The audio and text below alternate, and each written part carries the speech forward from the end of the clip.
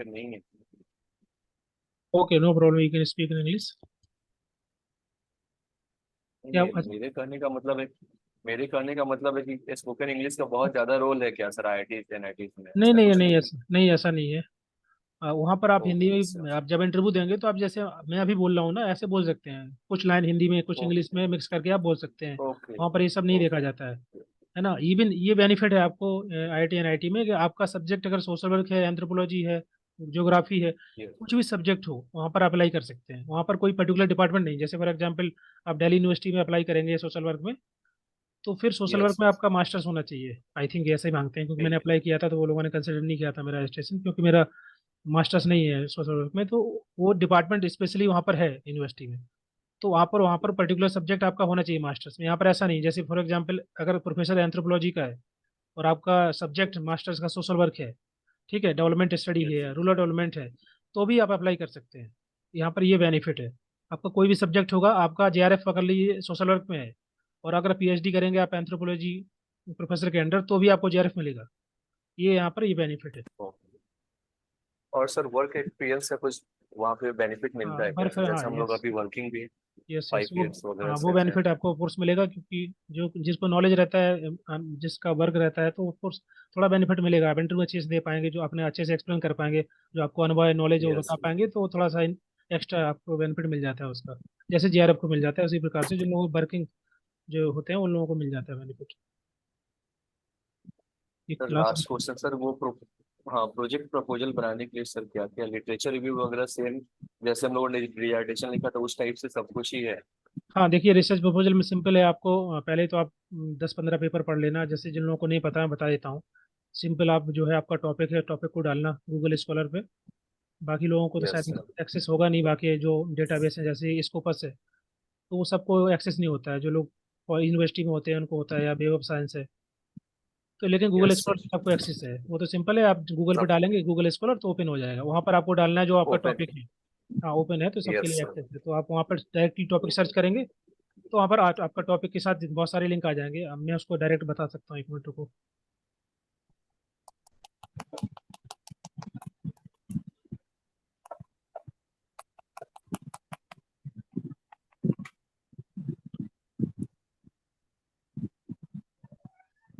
Screen show हो रहा है आपको? ब्राउजर शो हो रहा है, ब्राउजर? Yes sir. ठीक है। यस।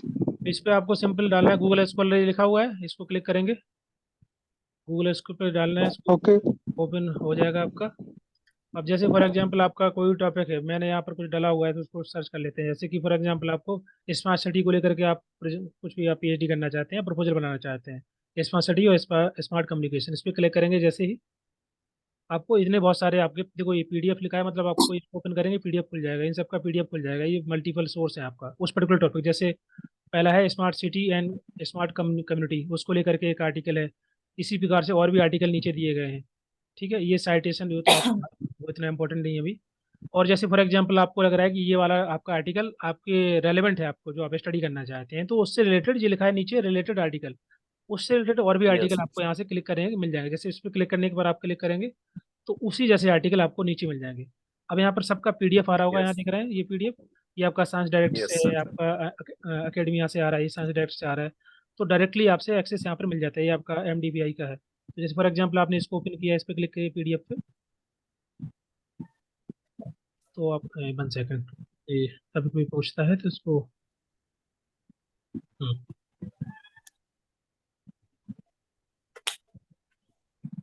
ये आपका ओपन हो जाएगा इस प्रकार से। Yes. So this is the PDF, open हो गया, ये आर्टिकल ओपन हो गया। अब आपको पढ़ना कैसे है, सिंपल है। क्योंकि पूरा नहीं पढ़ना होता, आप लोग अभी पीएचडी नहीं कर रहे हैं, कल आपको प्रपोजल बनाना है। तो ये आप एब्स्ट्रैक्ट है, यस एब्स्ट्रैक्ट सर। में आपका थोड़ा बहुत इन्फॉर्मेशन दिया रहता है, बेसिक दिया रहेगा, मैथोलॉजी दी रहेगी कि उन्होंने जैसे कि यहाँ लिखा है क्वालिटेटिव क्वांटिटेटिव इंडिकेटर उन्होंने यूज किए हैं। इसके अलावा यहाँ पर फाइंडिंग दी होंगी थोड़ी बहुत, यहाँ लिखा होगा नीचे। For example estimate can be perform and this aspect is due to the 3 relevant issue. इन्होंने इशू के नाम दे दिए हैं यहाँ पर, कौन कौन से इंडिकेटर कौन कौन से हैं। तो आपको एब्स्ट्रैक्ट पढ़ने से और नीचे लास्ट में कंक्लूजन होगा, वो आप पढ़ लेना, उससे आपको बेसिक आइडिया लग जाएगा। जैसे कि फॉर एग्जाम्पल ये कंक्लूजन लिखा है तो कंक्लूजन पढ़ेंगे, जैसे लिखा है in this paper we presented the approach, उन्होंने जो भी अप्रोच अपनाई है स्मार्टेबिलिटी को लेकर के, या जो कुछ उन्होंने किया हुआ है इस पेपर के अंदर, फाइनल रिजल्ट यहाँ पर दिया हुआ है। तो पूरा ओवरऑल आपको पेपर के में आइडिया लग जाएगा। ठीक है, थोड़ा बहुत इंट्रोडक्शन पढ़ लेना, ताकि आपका बेसिक क्लियर हो जाए आपके टॉपिक को लेकर के, क्योंकि इंट्रोडक्शन में थोड़ा बेसिक्स दिया रहता है। तो सब पेपर में मैं और इंट्रोडक्शन नहीं सर करूँगा। हाँ, तो ये जैसे आपका एक और पेपर हो गया। हाँ, और एक चीज़ और और है, मैं सर बता, उसमें रेफरेंस। हाँ मैं बता देता हूँ, रेफरेंस का बता देता हूँ। अब जैसे फॉर एग्जांपल इसको आपने पढ़ लिया, अब आप इसको जब आप लिटरेचर रिव्यू करेंगे तो आपको वहाँ पर रेफरेंस देना पड़ेगा। जैसे फॉर एग्जांपल नीचे ये रेफरेंस दिए है ना, One तो प्रपोजल में भी रेफरेंस देना पड़ता है। तो करना क्या है कि ये पेपर जो है, वापस जाना है गूगल over स्कॉलर में। saying and then एक go to ये explain टॉपिक है, there is how to rush. 1 second, let me complete this, please mute कर लीजिए। ये आपका टॉपिक है, आपको साइट करना है इसको। तो साइट करने का तरीका होता है वही, प्लीज म्यूट कर लीजिए। गूगल स्कॉलर पर जाना है, इस पर आपको वही टॉपिक डाल देना है। इसके बाद आपको यहाँ जो दिख रहा है ना साइट, इस पर क्लिक करेंगे, ऑटोमेटिक वो साइट कर देगा डिफरेंट उस कैटेगरी में, एमएलए, एपीए, शिकागो। तो आपको ये वाला कॉपी कर लेना है, जो भी मांगता है। जनरली एपीए मांगते हैं वो लोग, तो इसको लेकर के आपको कोई भी, मतलब जहाँ पर आप लिटरेचर रिव्यू करेंगे, और उसके नीचे आपको ये मेंशन करना पड़ेगा रेफरेंस। जैसे प्रपोजल बनाएंगे ना, प्रपोजल के नीचे आपको दिखाना पड़ता है, 10-15 आपने पेपर पढ़े होंगे तो बिब्लियोग्राफी, तो आपका रेफरेंस आपको दिखाना पड़ेगा। तो ऐसे करके कॉपी कर लेना, एक एक करके मत बनाना, वो टाइम लगता है। तो ये चीज़ आपको बता देता हूँ। प्लीज़ म्यूट कर लीजिए, आप लोगों से जब से बोल रहा हूँ मैं। Through me being gained back out. कौन है, समझ में आ रहा है? Yes sir, thank you so much sir. ठीक है, तो ये एपीए डाल कर, और हाँ ठीक है। इसके अलावा एक और आपको तरीका बता देता हूँ मैं आपको, जैसे कि लिटरेचर रिव्यू करना है आसान तरीका।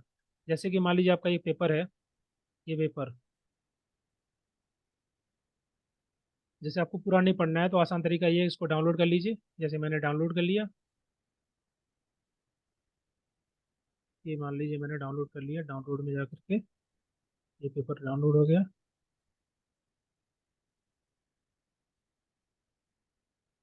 ये ओ,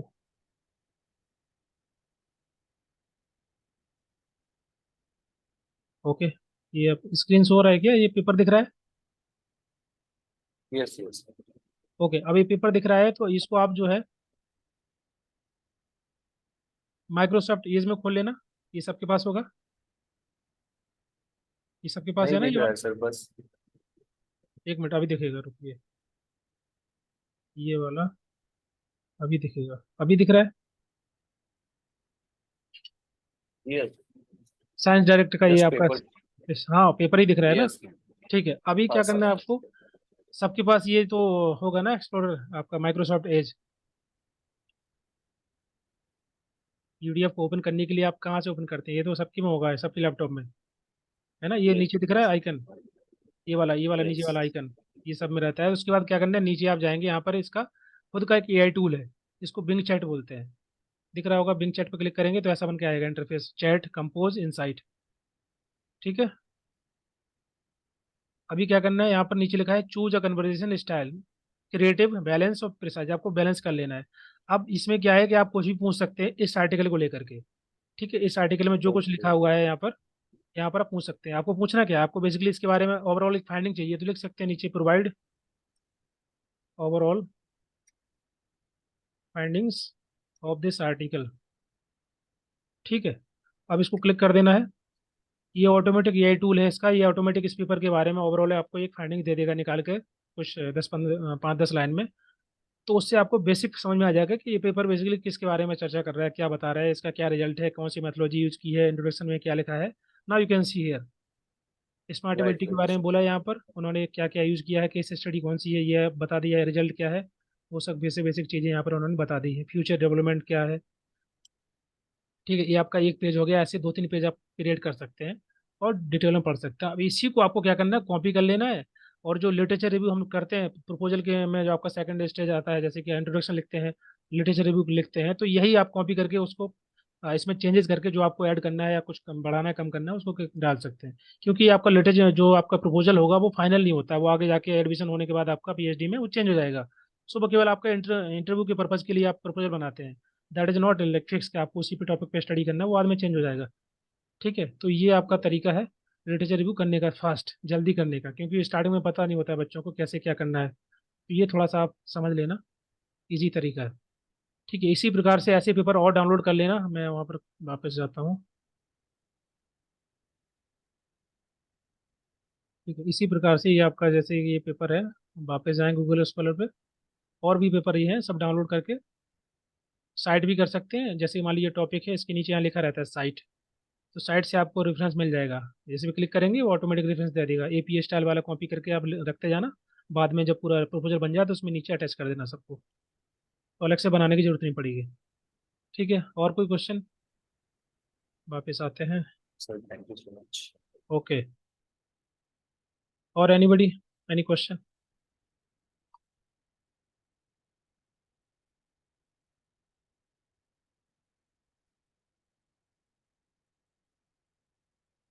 हाँ जी बोलिए।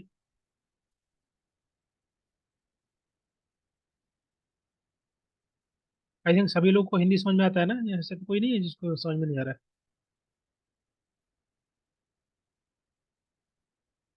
Thank you.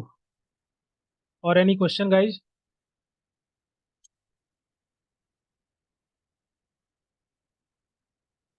C this is the doubt class, क्योंकि बहुत सारे जो है क्वेश्चन आप लोग उसमें यूट्यूब पे पूछ लेते हैं, चैट बॉक्स में, कमेंट बॉक्स में, तो मैं सबका आंसर नहीं दे पाता। सो आई डिसाइड कि वीक में एक क्लास करेंगे, और जो भी आपके क्वेश्चन है पीएचडी को लेकर के या नेट को लेकर के, we can discuss here. You can ask anybody, you can ask. तो चैट बॉक्स में लिख लीजिए, आप बोल सकते हैं।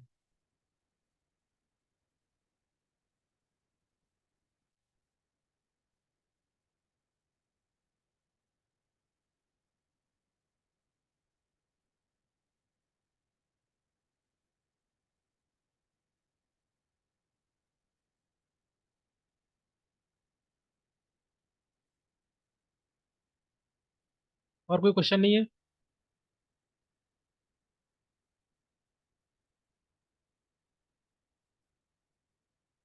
एक दो टूल और है, मैं उसको बता देता हूँ तो आपको थोड़ा सा इजी रहेगा।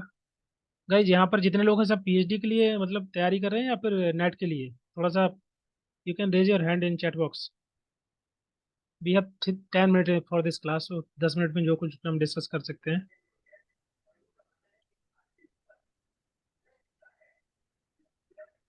सर नेट के लिए Mamta, okay, PhD, okay. So Shankar, बाकी लोग? I want to know which paper 1 and 2 should put more focus on NET. See Shadab Ahmad, ये आपको देखना होगा कि आपका कौन सा टॉपिक, आपका कौन सा पेपर जो है स्ट्रांग है, पेपर 1 और पेपर 2। सो अगर आप पेपर 1 स्ट्रांग है then you can focus more time on paper 2। अगर आपका पेपर 2 स्ट्रांग है then you can give extra time for the paper 1। So it's depend individuals की आपकी तैयारी कैसी है। Sanjeev Kumar PhD, IIT NIT, okay. TIS, हाँ टीआईएस में भी आप अच्छा है, वहाँ से भी कर सकते हैं। ठीक है, जो नेट की तैयारी कर रहे हैं वो अगर कोई क्वेश्चन पूछ सकता है पूछ लीजिए। We have 10 minute in this class. देखिए, ओके, वीक में एक बार जो है क्लास करेंगे, और मैं कोशिश करूंगा, अभी तो ये रैंडम में ऐसे बता रहा हूँ। सो आई एम प्लानिंग कि स्पेशली रिसर्च के लिए कुछ जो है इंपॉर्टेंट चीज़ें जो है पता होनी चाहिए, तो उसको हम लोग डिस्कस करेंगे वीक में एक दिन। कैसे बनाना पूरा research proposal, that I can explain, sir. Please give me a suggestions for timetable and how many months is sufficient. See, 1 second.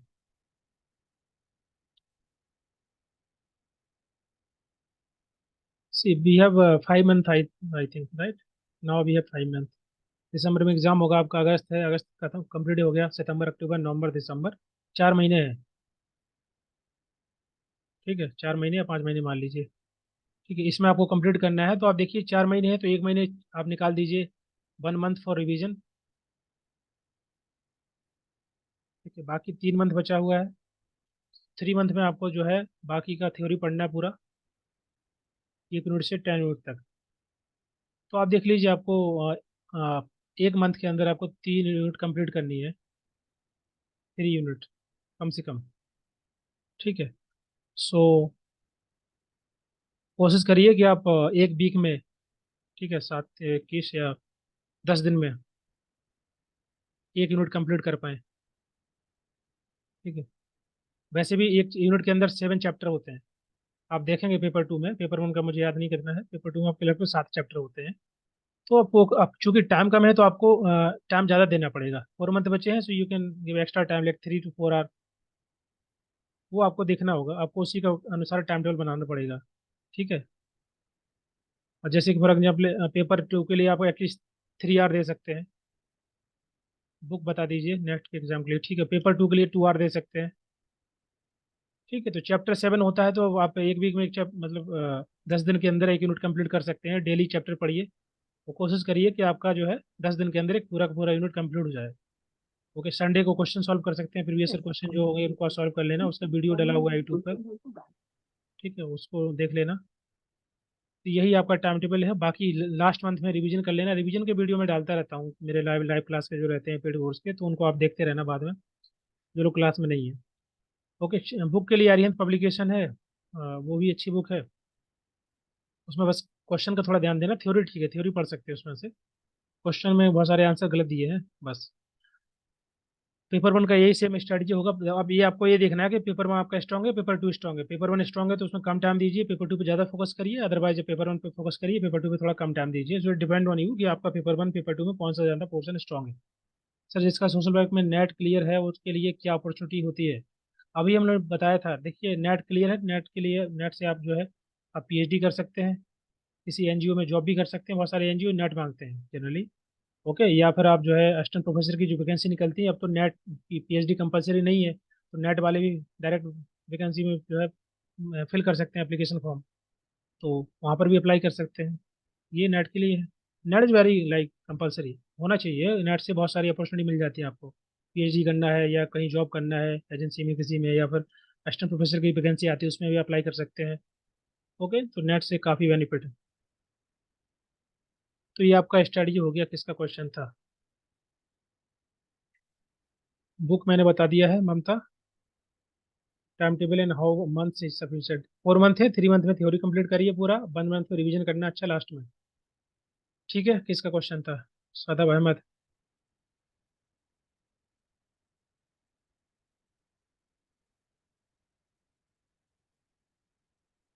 Clear है?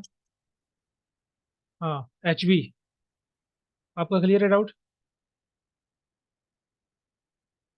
नेट से बहुत सारे, देखिए एनजीओ बहुत सारे नेट मतलब नेट से ये होता है कि जो है चांसेस ज़्यादा होते हैं। जैसे मान लीजिए 4 लोगों ने अप्लाई किया रजिस्ट्रेशन कहीं पर जॉब के लिए किसी एनजीओ में, तो जो आपका नेट होगा तो ऑफकोर्स थोड़ा आपको बेनिफिट मिल जाएगा उसका।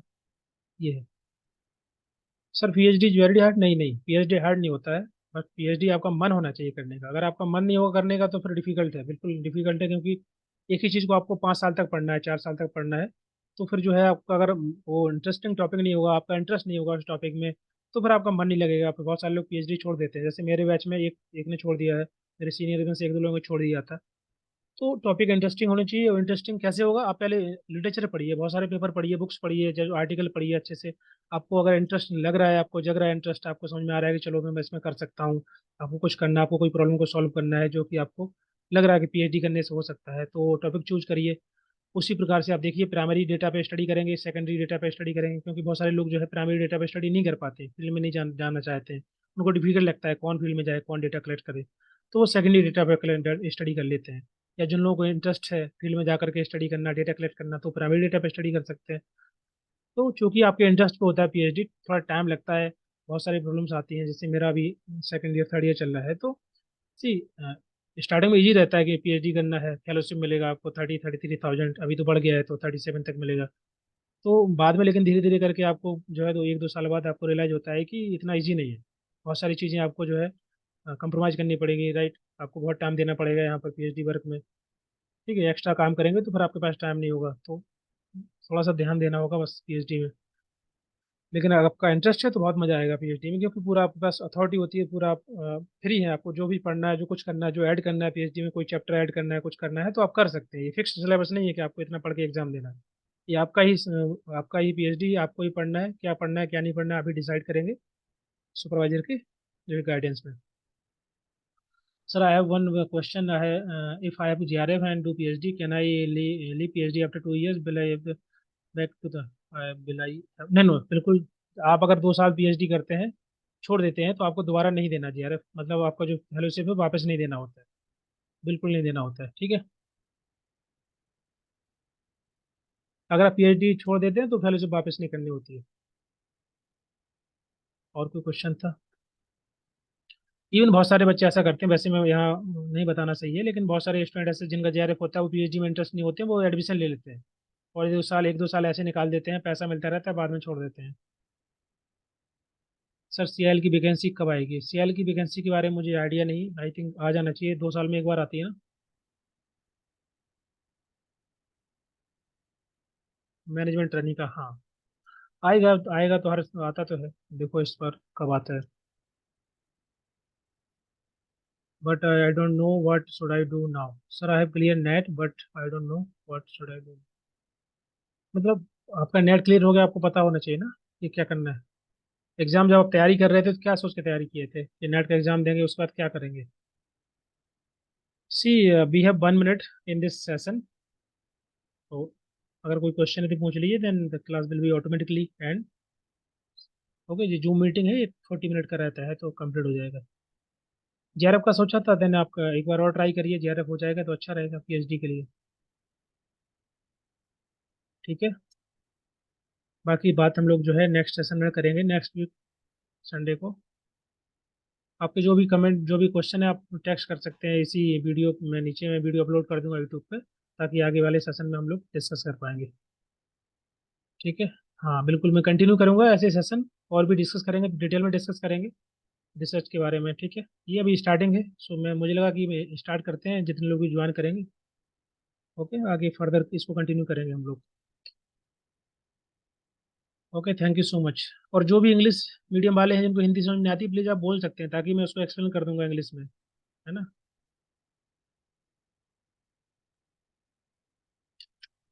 चलिए, okay, thank you so much for joining this session.